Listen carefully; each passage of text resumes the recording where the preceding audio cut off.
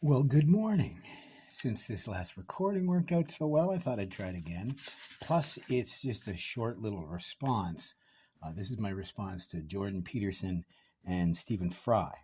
I respect both of them, but they're both wrong about many things, as many people are. And in this case, I'm going to explain how Jordan Peterson and Stephen Fry are wrong.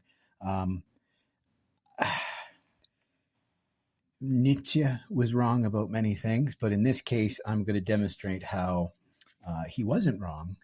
But in this case, it's only because his theories have been misrepresented. So what this was a discussion between Stephen Fry and Jordan Peterson. They were talking about God. And what it was Stephen Fry had said that he was upset about the evil in the world, like bone cancer in kids. And I've explained this before. Well, I'm sorry to say, we can trace the source of many, if not most, if not all cancers to human hands. But that's neither here nor there. He talks about not being angry. He was sorrowful of the evil in the world. And I argue that's where the first mistake is. Not only is Stephen Fry wrong about this idea that evil is sourced in God, in reality, we are the source of evil. Because if you're an atheist like Stephen Fry, you don't believe in God. How can you blame God for evil? So how can you say there can't be a God because there's evil? You just don't understand. It's what Nietzsche said.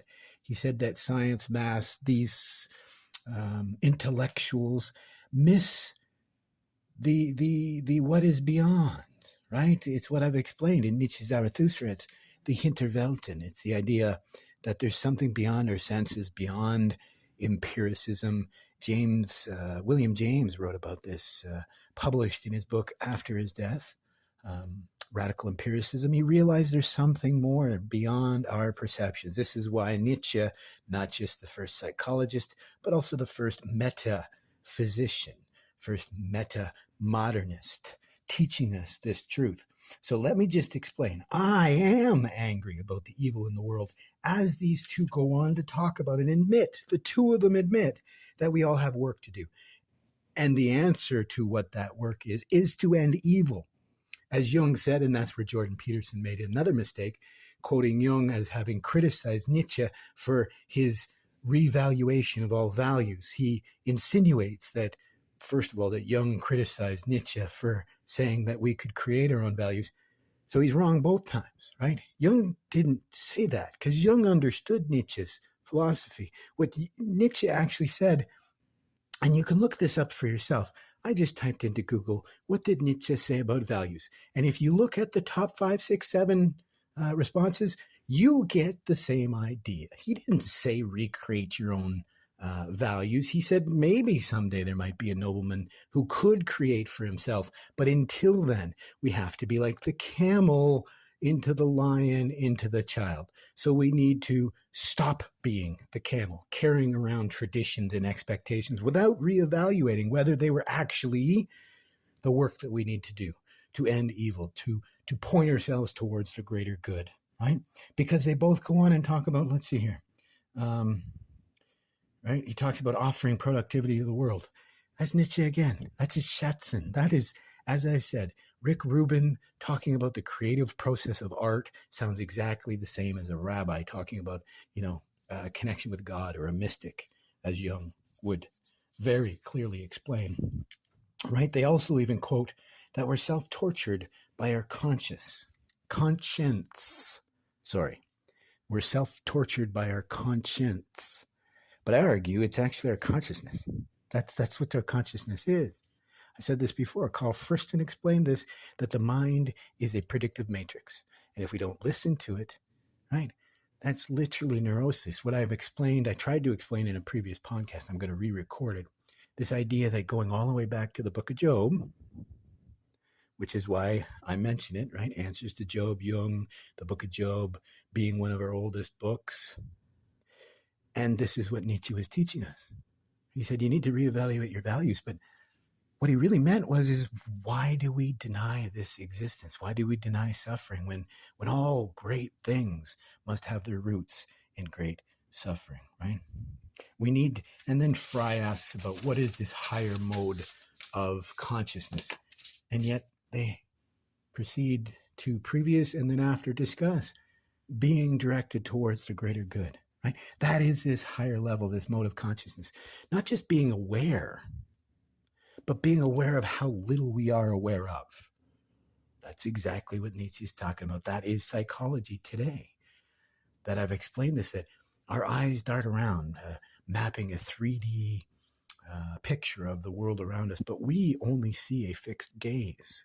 That's Maya, that's illusion, that's, colored vapors before, a dissatisfied God, disenchanted possibly, right? But they tried to, for what was funny is,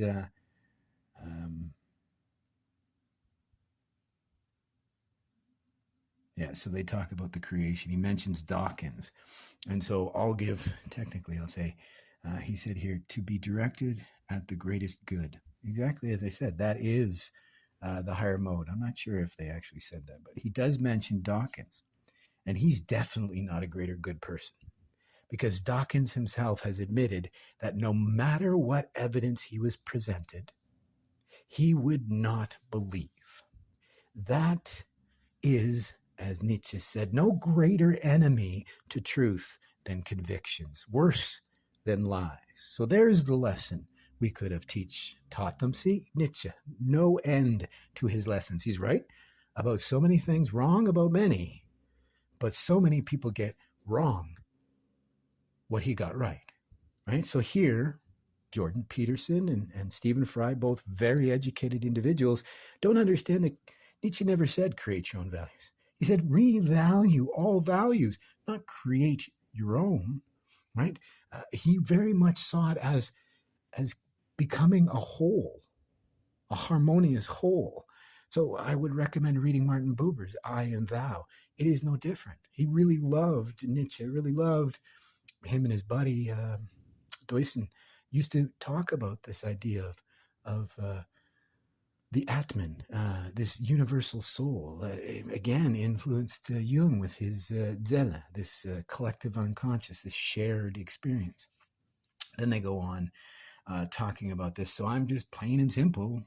Like I said, you can look for yourself. I love AI because you can look up AI now and it'll tell you the proper answer. Right? You don't have to rely on this scholar or that scholar.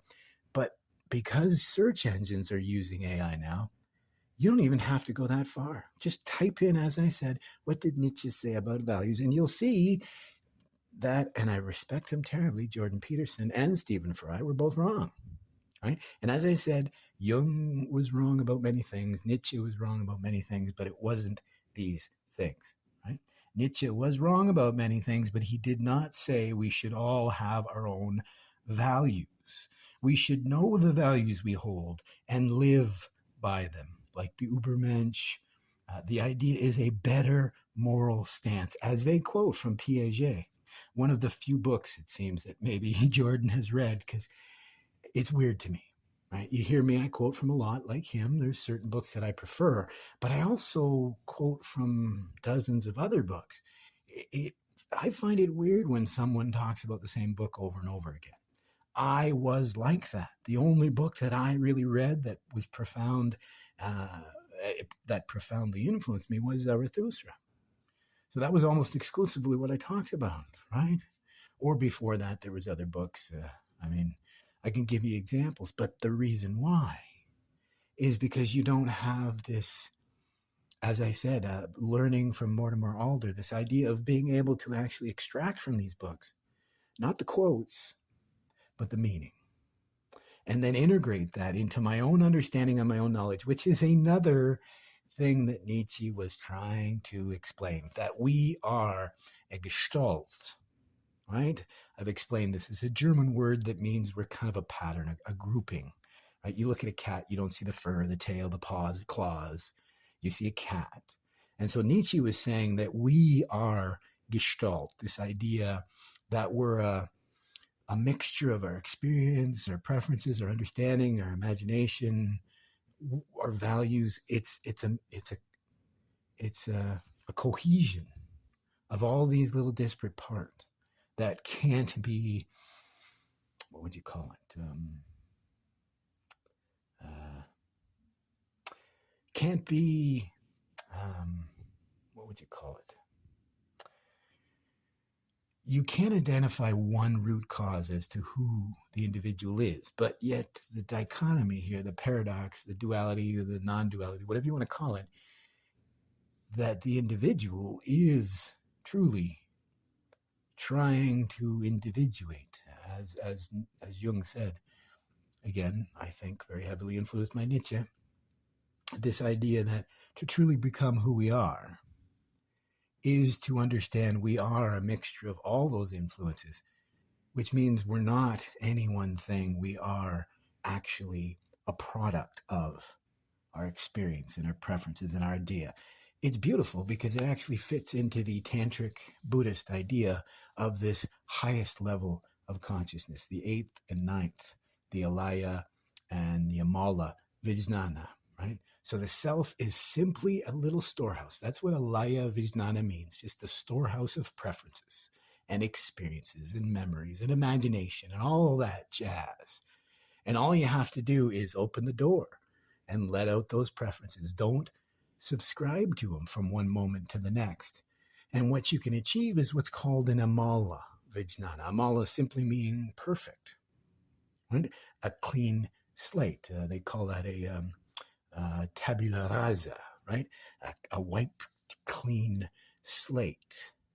It doesn't mean you're going to create for yourself your own values. It means that you are going to evaluate values on an ongoing basis. You get this? There's a difference. It's so we go on from there. They talk about self. And then here's the final mistake. They talk about how morality is born of game playing, game theory. And he talks about how children, right, learn through playing, learn morality through playing. And again, I'm surprised because Nietzsche teaches this. It's Gestalt. It's not just game theory, but it is fiction that we read. It is history that we learn and have understood. It's even stories that other people tell, which, as I said, can be fiction, can be novels, can be non-fiction, even imagination. All of these together is where our morality is born. You don't have to believe that morality is God-given, but these two gentlemen, one obviously a devout believer, another obviously a very devout disbeliever, and neither one listened to what they were talking about, right? What is this, right? Well, the name for God on the lips and in the hearts of children everywhere is Mom, right? And there's no difference here, right? The source of evil is the lack of good. I've talked about this.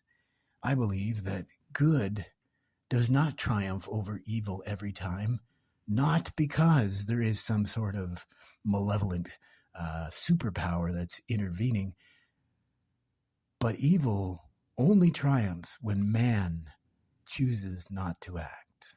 When you choose not to believe, which is your act, as they say, when you choose to believe that good triumphs over evil always, that's that higher consciousness.